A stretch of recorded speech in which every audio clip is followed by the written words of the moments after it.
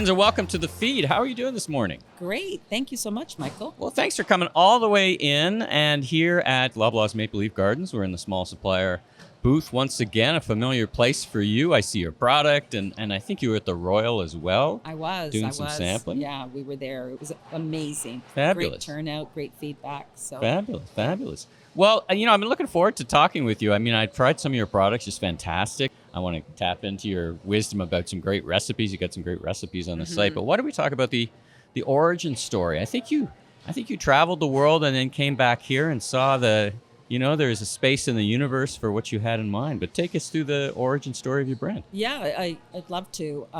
So essentially, I spent about 30 years doing software startups. My career took me right across North America, and then I ended up moving to the UK, to London, to do some software startups there. And while I was there, I was only going to be a 2-year stint, and it turned into a 12-year stint. I met my husband and ended up staying there for 12 years. When we moved back to Toronto, back for me, not for him, but when we moved back to Toronto, I stayed in software, but I have a real passion for food and nutrition. Always have been. I love to cook. I love to feed my friends and family through food, and that's how I show my caring and my love for them. And I really wanted to pursue something around the food industry, and I was working for a small software company here in Toronto. I was traveling to the UK every few weeks, still opening up their European operation, but out of Toronto.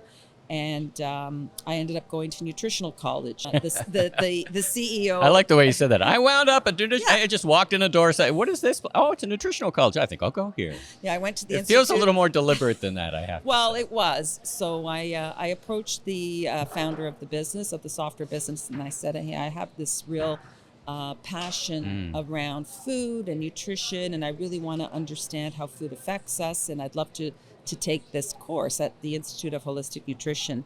And he said, "Sure." He said, "As long as you're still doing the work that we've contracted you to do 3 days a week." And I was going to the college, and he's very flexible. It was great. And I didn't go because I wanted to be a nutritionist.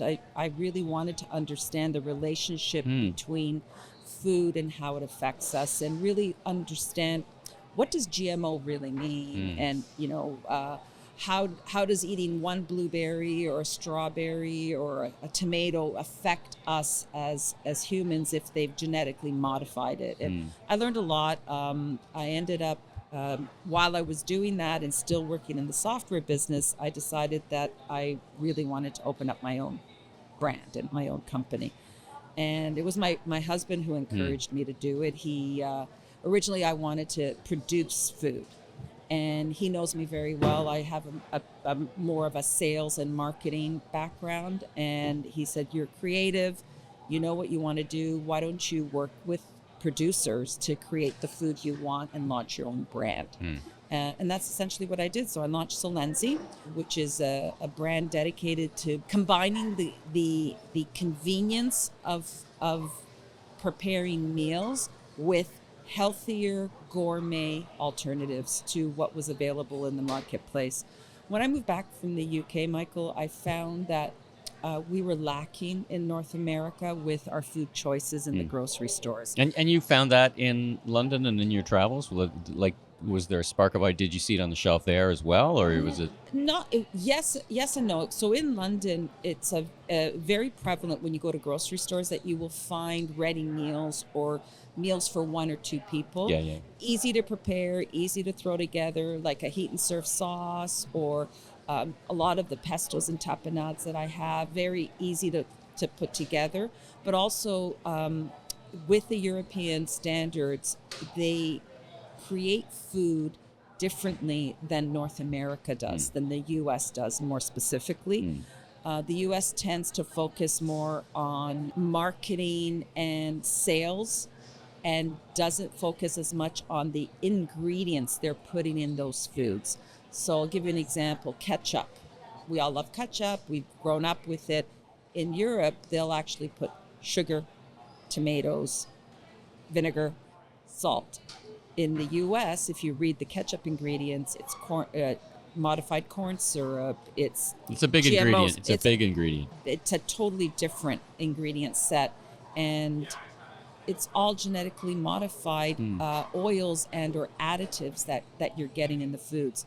And that transcends beyond just a ketchup or a condiment. A lot of the prepared foods I was seeing on shelf, even if they said organic, which they may have been, they have organic emulsifiers or guar gum or carnitine in them. So I really wasn't really keen on picking up that type of product and being able to take it home to my family and myself and eat it and enjoy it as much as I would have liked. So it was a little bit less, let me characterize it this way. It was a little bit less, you were thinking there was a missing flavor profile, and it was more that I think I can have a better flavor and a better product. There were two things going on. You can't have one without the other, right? Correct. You can't have it's got to be a delicious product, got to be a craveable product. Right. 100%.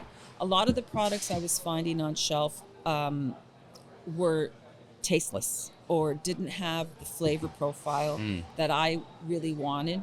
But more so than that, I was finding it really easy to find snacks, healthier snacks, than it was real meal-making products. Interesting. So I wasn't, unless I found something that was already made for me, as an Italian heritage woman who loves to cook, I didn't want a lasagna that was already done. Right. What I would have wanted is a really good bolognese sauce that was ready to go, and some lasagna noodles, for example, and pick up some cheese and just be able to assemble it and throw it in the oven when I got home. Right. So we're all working, we're all very busy. So the idea of that gourmet quality food combined with convenience, I was finding really hard to get. Okay. And spend a few minutes just taking us through the product line itself, because I was on your site, you said you get the tapenade. I'm a big fan already, by the way, of your, I have a recipe. I've used the Calabrian chili pesto. Yes. I have already tried it in my, I mix it up with mayonnaise, lime juice, lime zest, and a barbecue seasoning, and then put chicken in it overnight. Oh my God. And then smoke it the next day. And it's, you have a smoker. Yeah. Well, I have a couple, but yeah. But so it's just a fabulous product. So I've tried it already, but take us through the line. So you've got both. I don't know if I call them alternative pastas, but you've got pastas. Yeah, they're alternative pastas. They're alternative pastas. So just walk us through the line a little bit. Yeah. So when I first founded the brand, I wanted to go to market with a gluten-free, free from. That was the whole. Yeah, that's your tagline. That's your tagline, right? Free from. Free from foods, and I've actually changed it, and I've had to morph and pivot it over time because people in North America didn't understand what free from really meant. And essentially, I wanted to be able to give people a real gourmet product. So talk about my product line. So I started with the alternative pastas, 100% single ingredient. So I have a lentil fusilli, a chickpea, a green pea, high protein. That was really important to me. A certified organic. You're on trend there, right? Yeah, they were exactly on trend. Yeah. And I sometimes think I was a pioneer. So really early on, in the development of this market. But now everybody's coming around looking for higher plant-based proteins that are not artificial. Right. So I started with the pastas. Yep. Oh, you started with the pastas. Yeah, I started with the pastas. And they're dry pasta I saw them dry pasta in a box. Yeah. Shelf ready. 100% bronze die extruded, made in Italy, a very artisanal and traditional, made by a small producer in northern Italy, and they're fantastic quality. Our lentil fusilli, we were featured on The Good Stuff with Mary Berg as the best alternative pasta in the marketplace with a dietitian. And it's my best-selling SKU. Fantastic. My best-selling product is the red lentil fusilli. Fantastic. It holds really well. So I started with the pastas, then I launched my antipasto range, which is a variety of different pickled vegetables, if you will, in a traditional way made in Italy. Artichokes, sun-dried peppers, sun-dried tomatoes, and goat's cheese peppers. And those started to do very well. People use them as an accompaniment to meat or fish, or if they're putting together a charcuterie board or a cheese board and want some alternatives, they're really easy. You open them up, Good put to them in go. a jar. They're really good accompaniments to meat or fish. And I have a line of sun-dried mixes that I was bringing in from Italy. And I had 4 sun-dried mixes I was bringing in from Italy in these little pouches. In Italy, it's very common to use these sun-dried mixes to create sauces or to add flavor to soups and casseroles. You may have heard of spaghetti mezzanotte, which is the aglio olio peperoncino spaghetti. So these sun-dried mixes would come in little pouches. And I would go to trade shows, CIAL or CHFA, and I would try to get people to understand what to do with these sun-dried mixes. And it was really difficult because the North American market doesn't understand how to use natural vegetables potentially that are all ready to go. And I was going to the CHFA show. This is about 3.5, 4 years, just literally pre-COVID, the year before COVID. And I was going to this trade show, and I wanted people to understand my mushroom mix. It's a really aromatic porcini mushroom mix. It's called boscaiola, and boscaiola means foraged from the woods. So the porcini mushrooms are foraged, and the boscaiola is the person who goes out and forages in the forest for mushrooms. Okay. So I called my mix boscaiola. I had made Thai food the night before, and I had an extra can of coconut cream, because a lot of these shows, people are also looking for dairy alternatives. So I was thinking, let me see how this would work, just so I could promote my pastas with the mix and the sauce. So I took the coconut cream, I took my boscaiola mix, and I simmered it for 15 minutes. I threw it into a Tupperware, and I went to the show. And I started to get my lentil fusilli out with this boscaiola sauce. I was doing demos. Nobody cared about anything else. They just wanted to know where to buy the sauce. Yeah. It's so good. So I ended up working with George Brown College, the Innovation Lab, and we created a shelf-stable sauce using my mix and coconut cream. So it's a very unique one in the marketplace because it doesn't have dairy cream, and it doesn't use cashews or nuts or soy to create the vegan creaminess that you crave. So it's a great segue to talk about product innovation and development. I talk to many food entrepreneurs, and for many it's this intersection of the personal and the professional, and they kind of, I need this, or I want this, or I see this opportunity. And then, you get going and you're like, on the one hand, I got too many ideas. 100%. 100%. Here's 150 products that I have in my mind.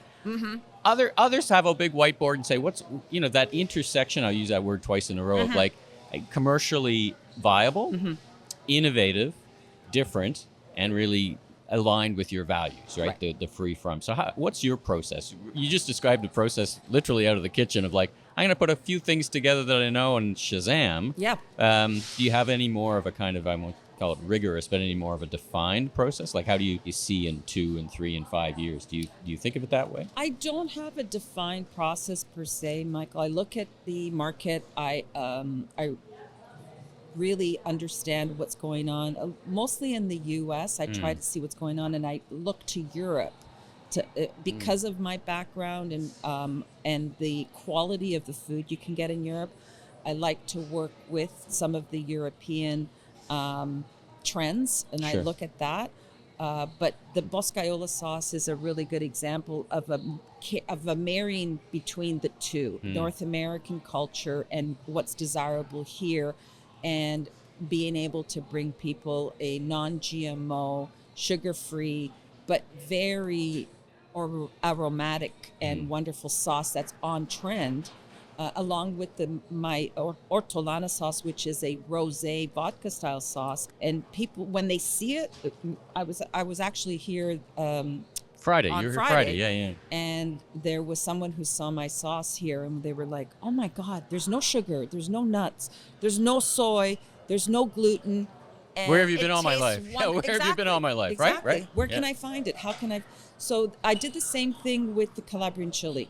We won an award at the GIC show. I was going to say award-winning Yes. Calabrian. Correct. So we won as one of the top 10 products, innovation products in Canada. Which when I first looked at that, I'm like, wait a minute, how can this be innovative? Because there is a lot of product like it. I have several types in the house. Yes, you do. So how many under a Canadian brand? Mm-hmm. How many under a women-owned certified Canadian brand? Mm-hmm. And a more gourmet style, pure Calabrian chili without having it mixed. There's a lot of bombas on the market. Sure. And they're all under Italian brands that are being imported here. So, you know, I recognized a trend. It's very trendy. Yeah. I don't know if you follow some of the celebrity chefs like Bobby Flay. Sure. And they use it in everything, and he uses it in everything. So I recognized the trend, and I thought, well, people recognize Solenzi for quality. They recognize it for gourmet and flavor, and it's not just better for you.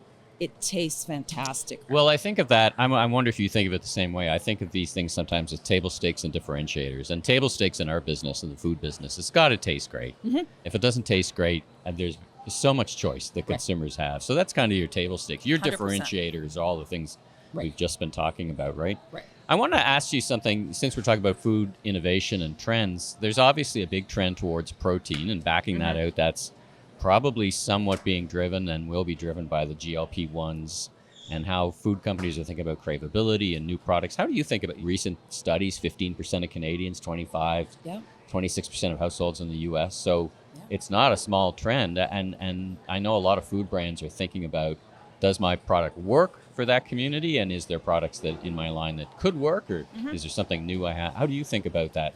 I think I already have cracked that with my lentil, my green pea, and my chickpea pasta, being 100% single ingredient, and has the craveability. It has the craveability. It's got the texture. It tastes fantastic.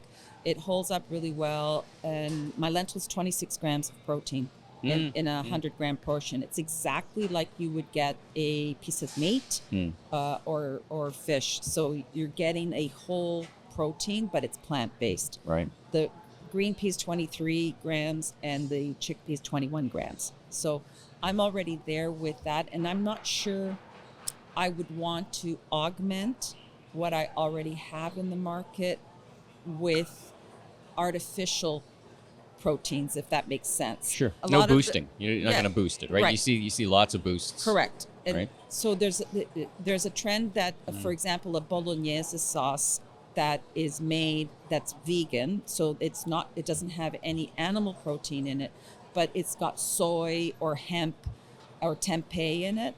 I don't want to do that. I'm not looking to target just the alternative market. I want to target the consumer who loves to cook at home, is looking for convenience matched with a better product. Right. Better for you. Yes, right? It's inclusive is what I'm trying to say. Right. So somebody buying doesn't have to be either or. It's correct. It's for everybody. It's for everybody. Somebody buying my boscaiola sauce is not a vegan person. It's somebody who loves mushrooms and loves the aromatic nature, and the creaminess is craving that creaminess and misses it. Oh, and by the way, it happens to be made with coconut cream instead of dairy cream. Like if they're cooking for a family or for their friends, it doesn't matter. If you have an intolerance or allergy, or you just have a dislike, or you're trying to avoid dairy for one day, or meat, animal products for one day, you can very happily cook with one of my products, and it's inclusive. It's for everybody. It's not just for that person that's looking for an alternative. Let's talk about, it's always one thing to have a bunch of ideas, another thing to make some product, put some wonderful product in some jars, another thing to get it out to Canadian consumers. So that brings us to talk about how you came to do business, or came to be aware of Loblaw's small supplier program, and what was your path to getting into the program and getting on the shelves at Loblaw's? Oh, that's a great question. I was working with a distributor who had helped me get listed at Loblaw's, actually at Fortino's, one of the banners of Loblaw's. And unfortunately, they actually went out of business. about 2.5-3 years ago. The distributor. The distributor Yeah, did, yeah. yeah. Sorry. We know Fortinos. No, Fortinos I'm like, did. what did I miss? No, so unfortunately, the distributor went out of business. They were going to be closing their doors. So I approached Loblaws and I found out about their small vendor program, and I applied. So you approached them directly. Well, yes. Right.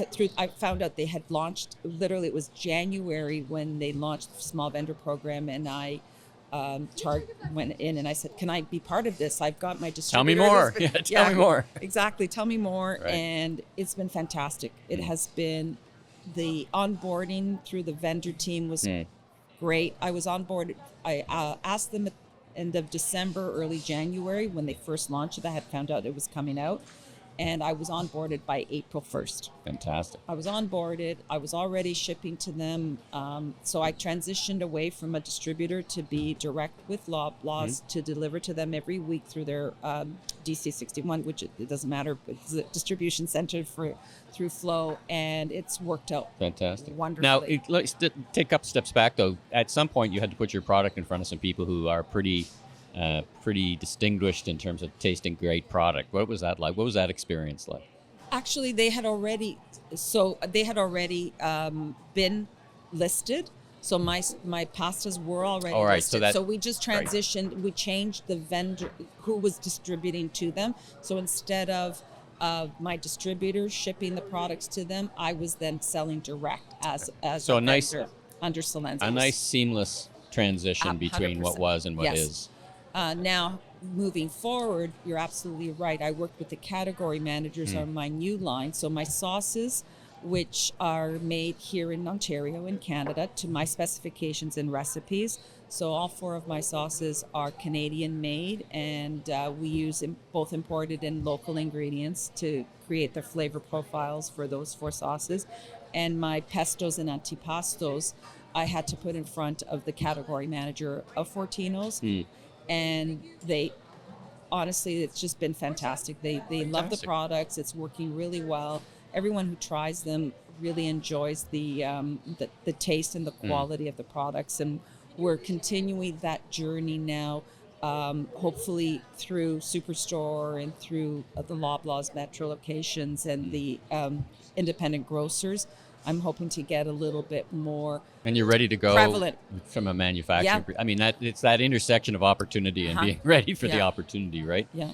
Speaking of opportunity, the last couple of questions, you've mentioned the U.S. a couple of times. Are you doing business into the U.S.? And this is kind of, you're going to grow. How are you going to grow the business? I mean, it sounds like you're ready to scale. Is there opportunities in the States that you're already in or looking at? I was, but with the tariffs, it's made an impact on my business. I was selling to smaller gourmet food shops and through a wholesale, but they my business has completely changed in the since basically July 29th, August 1st. So you turn your mind to the growth in I've talked to many entrepreneurs and they said, all right, I'm going to grow in Canada. 100%. I'm going to turn my mind to grow 100%. In this country. That's exactly what I'm going to do. I want to focus on Canada, want to focus on our home turf, and we have so many wonderful retailers here, and it's just a matter of getting a little bit of visibility into these grocery chains like Loblaws and like Superstore or Zayre's or it feels in the deli and pivoting away from natural getting the right place in the store, right? Exactly. Different place in the store. Into the deli and grocery area. Are we going to look back, or you might even look back in some weird way? I mean, it's a little bit of a tailwind of the Buy Canadian product, which has kind of raised awareness of Canadian manufacturers. Like, hey, we've got some great things in our own backyard. Let's put some more focus on that. Are you experiencing that? Yes and no. It was really prevalent in the press. It's like Buy Canadian, and let's say it's frustrating for me to go into a grocery store, and I understand the financial dynamics and these large companies, but it is frustrating to go into a grocery store and that I shop in every day and to see Rao's sauces, Carbone, New York Brooklyn sauce, 3 American-made sauces that are considered premium sauces and that are brought in from the U.S. from, Campbell's owns Rao's, and there's these large U.S. companies that are promoting these, and my sauce isn't there. So I More work think- to do. There's more work to do. Yeah, there's a lot of work to do, and it is encouraging to know that people are supporting Canadian brands and want to see more Canadian brands on shelf, and it's just going to take time. Yeah, it's not going to happen over. Yeah. No, It's not going to happen for over. sure. What does it? yeah. What does it mean to you? Like, kind of last question. It's kind of bringing this home and summarizing this. What does it mean to you to have this journey kind of be at the place where it is today? I mean, you started with a gem of an idea. You were in software. You were in a very different business, but you had this passion. Many people's passion never equate to. There's a lot of ups and downs in any business. What does it mean to you now to be at the place you are and putting out the great products on the Canadian shelves and in the homes?